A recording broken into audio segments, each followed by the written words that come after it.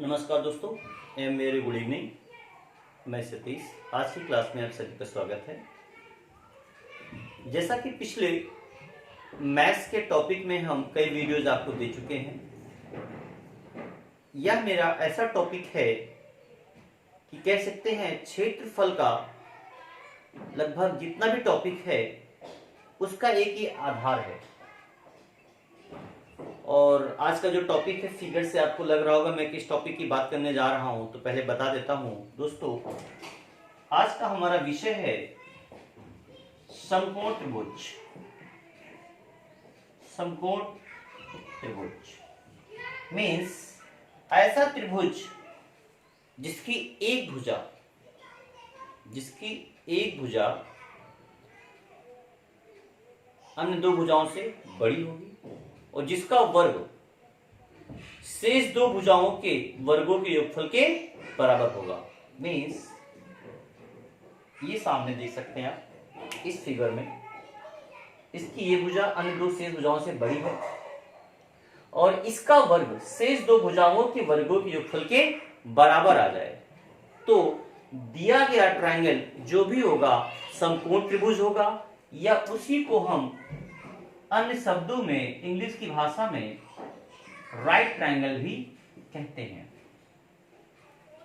Right triangle अपने आप में एक बहुत ही गणित का अच्छा टॉपिक है जो कि आपकी मेंसुरेशन में सहयोग करेगा। जब मेंसुरेशन आप पढ़ेंगे और कोण का पढ़ेंगे बहुत सहयोग करेगा, हेमिस्फीयर पढ़ेंगे तो सहयोग करेगा आपका। और अभी मैंने पिछले वीडियो में जो रोम्बस पढ़ाया है समचतुर्भुज, वहां पर तो इसका बहुत बड़ा रोल है। अगर आपको ये नहीं आता है तो मैं मानता हूं कि आप तो रोम्बस के सवाल सॉल्व ही नहीं कर पाएंगे। इस टॉपिक को पढ़ने के बाद मेरे तरीके से आप पढ़ेंगे तो समकोण त्रिभुज में आपको पेन और कॉपी का इस्तेमाल नहीं है। लगभग प्रश्नों के उत्तर आप बिना पेन और कॉपी के दे सकेंगे। और दोस्तों, अगर एग्जाम में सफलता पानी है तो कहीं ना कहीं स्पीड को मेंटेन करना अति आवश्यक है। केवल परम ज्ञान ही जरूरी नहीं कि सफलता के लिए। ऐसे तो हर इंटर कॉलेज में आपको जितने भी प्राइवेट इंटर कॉलेजेस चल रहे हैं, एक से एक मठाधीश मैथ के अच्छे गणितज्ञ मिल जाएंगे, लेकिन वह किसी सरकारी एग्जाम को क्रैक क्यों नहीं कर पाते हैं? क्यों? उनके गणित लगाने का तरीका और एक कॉम्पिटिटिव गणित पढ़ने का तरीका, दोनों के तरीके बहुत अलग अलग हैं। सो आपको वह तरीका देखना है जिससे आप एग्जाम को विद इन 20 से 22 सेकंड में एग्जाम को क्रैक कर सकें, उस प्रॉब्लम को क्रैक कर सकें 22 सेकंड में। और यह स्पीड तभी आ सकती है जब आप पेन का इस्तेमाल कम से कम करें। सो चलिए आज के विषय की तरफ आपका मार्गदर्शन कराता हूं मैं Satish Chaurasia from team super 33। जैसे कि हमारा उद्देश्य है समस्त एक दिवसीय जितने एग्जाम होंगे उनके लिए, डिफेंस की जितनी परीक्षाएं होंगी उनके लिए, या ऑल ओवर इंडिया कोई भी ऐसी परीक्षा ही नहीं है, लगभग 99% परीक्षाओं में के सिलेबस में राइट ट्रायंगल है। चाहे वो आयोग की परीक्षा हो या वनडे की हो या गैंगमैन खलासी ट्रैकमैन की हो, रेलवे की हो, कोई परीक्षा हो, यह टॉपिक सभी लेखपाल से लेके पीसीएस तक की परीक्षाओं में, आईएएस तक की परीक्षाओं में, सी सेट में आपको देखने को मिल जाएगा। चलिए शुरू करते हैं। आपको देखना क्या है, पहला फॉर्मूला, कर्ण का वर्ग हाइपोटेन्यूज का जो स्क्वायर होता है शेष दो भुजाओं के वर्गों के योगफल के बराबर होता है। मीन्स सबसे बड़ी भुजा का वर्ग शेष दो भुजाओं के वर्गों का योगफल h square is equal to b square plus p square. याद कर लीजिए आप, फायदा क्या है, ये दो साइड्स दी होंगी, ये साइड्स निकालनी पड़ेगी, ये साइड्स होगी, ये साइड्स होगी तो ये साइड्स निकालनी पड़ेगी। मैं कुछ ऐसा डेटा यहां देने जा रहा हूं कि वही डेटा हमेशा इस पे फिट होगा, उसके सिवा पूरे ब्रह्मांड का ऑल ओवर वर्ल्ड और कोई डेटा समकोण पे फिट ही नहीं होगा।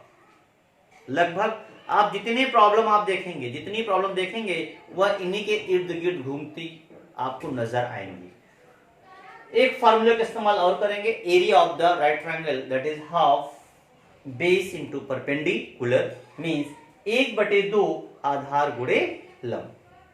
और पेरीमीटर को कोई निश्चित फार्मूला नहीं होता है, किसी भी फिगर का परिमाप निकालने का सबसे अच्छा तरीका है दोस्तों, दी गई सभी भुजाओं को हर तरीके से आप जोड़ दीजिए, आप उसके पेरीमीटर पे पहुंच जाएंगे।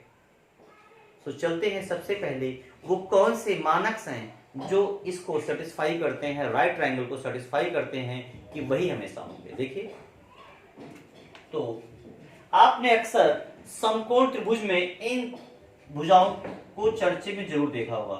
तो 3 + 4 = 5। कैसे? अभी तो नहीं हो रहा वैसे मैथ की भाषा में, लेकिन अगर मैं राइट ट्रायंगल की मान लूं कि ये दो छोटी भुजाएं हैं, तो श्योर शॉर्ट 100% बड़ी भुजा 5 ही होगी। कैसे? क्योंकि दो छोटी भुजाओं का योगफल बड़ी भुजा के वर्ग के बराबर हो रहा है। चेक कर लीजिए, 3 × 3 = 9, 4 × 4 = 16, 9 and 16 25, 5 का स्क्वायर भी आपको 25 होगा। मीन्स ये आपकी जो भुजाएं हैं 3, 4, 5 ये समकोण को सेटिस्फाई कर रही हैं। Topic clear? अब अगली जो साइड्स होंगी उनको निकालने का सबसे बेहतरीन तरीका आपको बता रहे हैं। देख लीजिए, आपको कुछ नहीं करना है, केवल इनको डबल कर दीजिए, समकोण की साइड्स बनती हुई चली जाएंगी। मैं डबल कर रहा हूं, 3 × 2 = 6, 4 × 2 = 8, 5 × 2 = 10। ये भी समकोण की साइड्स हैं। तो समकोण की साइड्स क्या बनी? 6, 8, 10। इसमें लीजिए नेक्स्ट, 6 × 2 = 12, 8 का दूना करिए 16, 10 का ट्वाइस 20। ये भी आपकी राइट ट्रायंगल की ही साइड है। फिर ट्वाइस करिए,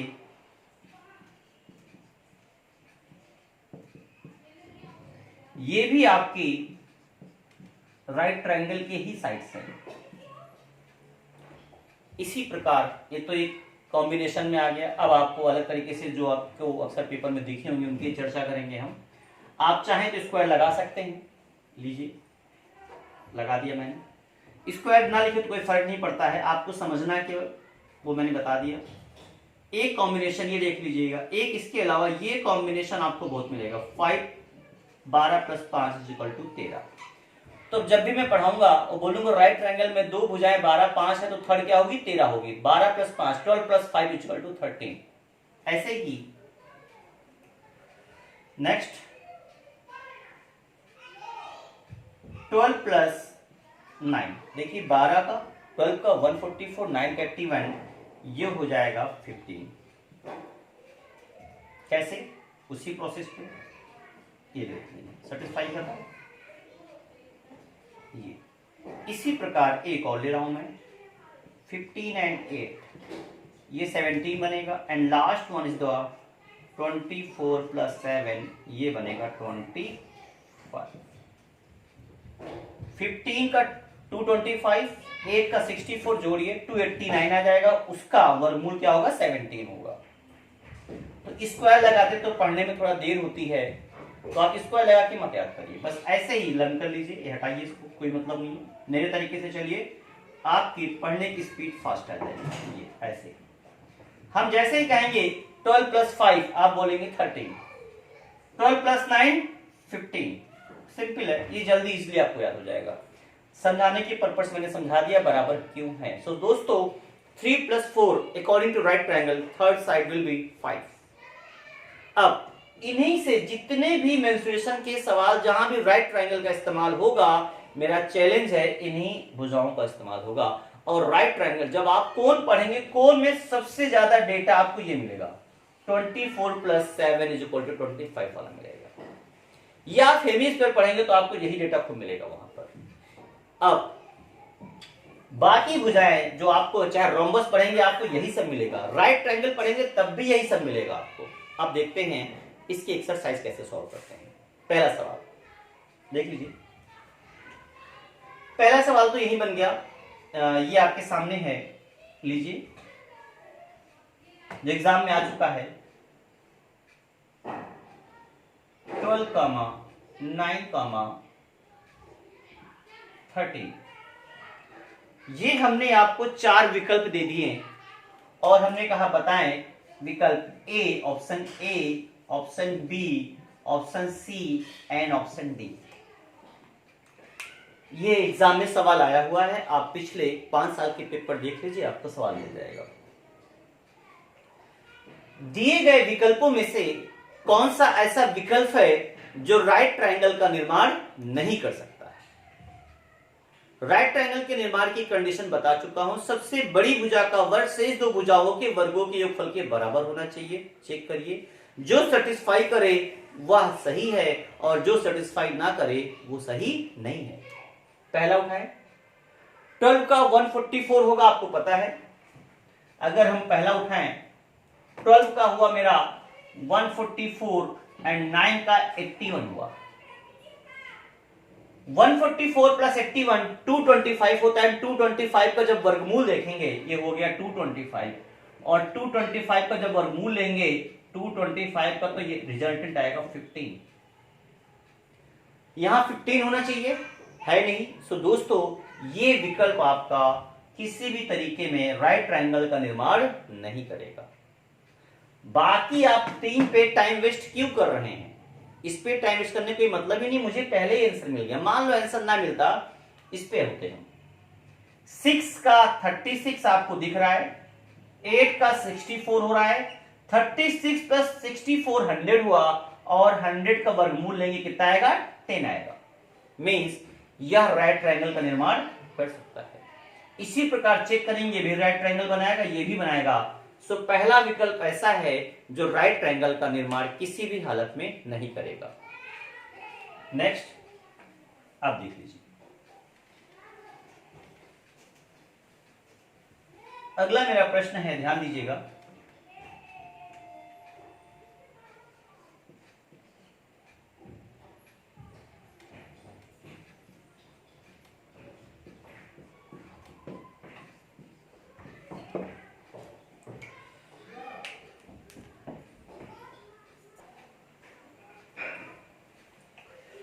तो दोस्तों, मैं बात कर रहा था, यदि एक त्रिभुज की भुजाएं 12, 5, 13 हैं, 12, 5 and 13, then find its area. If the sides of the any triangle is the 12, 5, 13, then what will be its area? बहुत सिंपल है। अब अगर आपको तरीका पता है राइट ट्रायंगल कैसे चेक करते हैं, भी आपको नहीं पता है, सभी भुजाएं अलग अलग हैं, तो ऑफ कोर्स आप पहले इसको विषम बहु ट्रीट करेंगे कि हो सकता है कि स्केलर ट्रायंगल हो, क्योंकि स्केलर में सभी भुजाएं अलग अलग होती हैं। लेकिन आप चेक करिए, अगर दो छोटी भुजाओं का योगफल देखिए, 12 का होगा 144, 5 का होगा 25, और ये दोनों मिलाकर हो गया 169, एंड 169 का जब आप वर्गमूल लेंगे तो आपकी थर्ड साइड आएगी 13। ये पता चल गया कि दो छोटी भुजाओं का योगफल बड़ी भुजा के वर्ग के बराबर है, तो 100% दी गई साइड्स राइट ट्रायंगल है। अगर राइट ट्रायंगल है तो राइट ट्रायंगल का एरिया होता है half base into perpendicular. Means उस दी गई 3 भुजाओं में से आप बेस और परपेंडिकुलर का इस्तेमाल करेंगे, अन्य किसी का इस्तेमाल नहीं है। और दी गई 3 साइड में एक सबसे बड़ी भुजा है। सबसे बड़ी भुजा कौन होगी? हाइपोटेन्यूज होगी, आप कर्ण कह सकते हैं, कर्ण होगी। इसमें कर्ण हमारी 13 है, 13 का इस्तेमाल नहीं है। एक बनेगा इसमें से बेस और एक बनेगा परपेंडिकुलर। सो एरिया, ये देख लीजिए, एरिया का formula is equal to half base into perpendicular 5। ये हुआ 6 इंटू 5 30। अब 30 के आगे आप चाहे वर्ग मीटर या मीटर स्क्वायर, आप कुछ भी राइट डाउन कर सकते हैं, आपके दोनों उत्तर सही माने जाएंगे। इस प्रकार आप देख सकते हैं। तो यहां से पेन का इस्तेमाल नहीं था, अभी तो मैं इस्तेमाल कर रहा हूं आपको समझाने की पर्पज से। आने वाले एग्जाम्पल में पेन का इस्तेमाल नहीं करूंगा मैं। नेक्स्ट देखिएगा, अगेन एक ट्रायंगल की साइड 24, 25, 7 है। इसका नेचर क्या होगा देख सकते हैं। सबसे बड़ी भुजा का वर्ग अगेन 625, शेष दो के आपको दिख रहा होगा, इन दोनों का सम इसके बराबर है। अतः दी गई साइड्स, जो तीनों साइड है 24, 25 एंड 7, ये राइट ट्रायंगल की साइड है। एंड राइट ट्रायंगल का एरिया आपको पता है half base into perpendicular. Half base into perpendicular जब आप लगाएंगे तो इस कर्ण से कोई मतलब नहीं है, इसका हाफ करेंगे तो आएगा 12, 12 इंटू 7 84। कहां पेन का इस्तेमाल है दोस्तों? नेक्स्ट, अगर मैं साइड से लूं 6, 10, 8, मैं कहूं फाइंड इट्स एरिया, तो पहले चेक कर लो राइट ट्रायंगल है क्या। अगर राइट ट्रायंगल है 10 का 100, 6 का 36, 8 का 64, राइट ट्रायंगल की साइड बन रही है। और राइट ट्रायंगल का एरिया होता है half base into perpendicular, half base into perpendicular. तो कर्ड हाइपोटेन्यूज कौन सा है? 10 है, कोई मतलब नहीं है। इसका और इसका इस्तेमाल होगा 6 एंड 8, तो हाफ किसी का हाफ करिए, चाहे 6 का चाहे 8 का, इसका हाफ करेंगे 3 आएगा, 3 इंटू 8 24, ये आपका आंसर हो जाएगा।